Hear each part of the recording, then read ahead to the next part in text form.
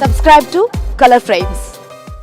2008లో ప్రారంభమైన ఐపీఎల్ను రాజస్థాన్ రాయల్స్ గెలుచుకుంది. అయితే ఆ తర్వాత ఆర్ఆర్ ఒక్క టైటిల్ కూడా గెలుచుకోలేకపోయింది. చివరిగా 2023లో అప్పటి డిఫెండింగ్ ఛాంపియన్ గుజరాత్ టైటాన్స్ ఫైనల్లో ధోని నేతృత్వంలోని చెన్నై సూపర్ కింగ్స్తో తలపడింది.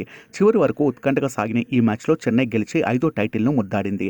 ఈ టైటిల్ ద్వారా చెన్నై ముంబై ఇండియన్స్ టైటిల్ రికార్డును సమం చేసింది. గత 16 సీజన్లో ముంబై ఇండియన్స్ 5 టైటిల్స్ గెలుచుకోగా గత ఏడాది ఫైనల్లో గెలిచి చెన్నై 5వ టైటిల్ అందుకుంది.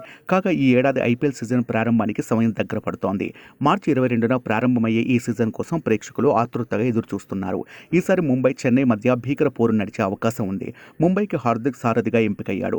గత ఏడాది గుజరాత్కు కెప్టెన్గా వ్యవహరించిన హార్దిక్ ఫైనల్ మ్యాచ్లో ధోనితో తలపడ్డాడు.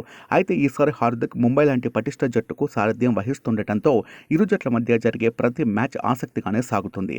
ఇక ఈసారి సన్ రైజర్స్కు విజయావకాశాలు ఎక్కువేనని అంటున్నారు క్రికెట్ విశ్లేషకులు. ప్రపంచ కప్లో చివరి అంచున ఉన్న ఆస్ట్రేలియాను ఫైనల్కు చేర్చి పటిష్ట టీమిండియాను ఓడించడంలో కెప్టెన్ ప్యాట్ కమిన్స్ కీలక పాత్ర పోషించాడు. చాలా కూల్గా వ్యవహరిస్తూ ఫైనల్లో రోహిత్ సేనను చావుదెబ్బ కొట్టాడు.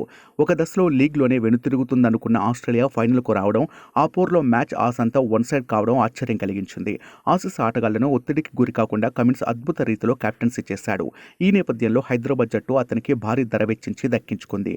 ఈసారి ఎలాగైనా కప్పు కొట్టాలన్న కావ్యమారన్ కలను కమిన్స్ తీరుస్తాడా లేదా చూడాలి. ఏది ఏమైనప్పటికీ ఈ సీజన్ ఐపీఎల్లో చెన్నై, ముంబై, సన్ రైజర్స్ జట్లపై ప్రేక్షకులు ఆసక్తి చూపిస్తున్న మాట వాస్తవం. ఈ వీడియో మీకు నచ్చినట్లయితే ప్లీజ్ లైక్ చేయండి, షేర్ చేయండి, కామెంట్ చేయండి.